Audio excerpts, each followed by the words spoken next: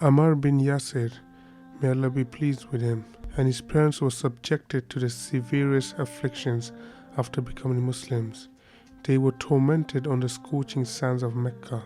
The Prophet, peace be upon him, while passing by them, would enjoin patience, giving them glad tidings about paradise.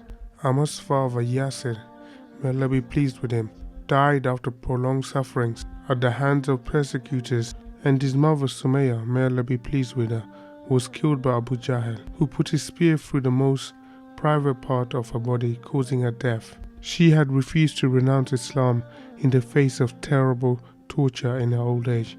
The Blessed Lady was the first to meet martyrdom in the cause of Islam. Ammar fought against the enemies of Islam with great zeal and courage.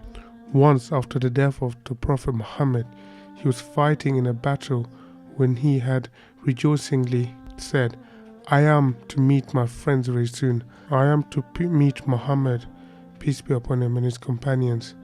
He then asked for water. He was offered some milk instead. He took it and said, "I heard the Prophet Muhammad, peace be upon him, saying to me, 'Milk shall be the last drink of your worldly life.'" He then fought till he met his coveted end. He was then aged about 94.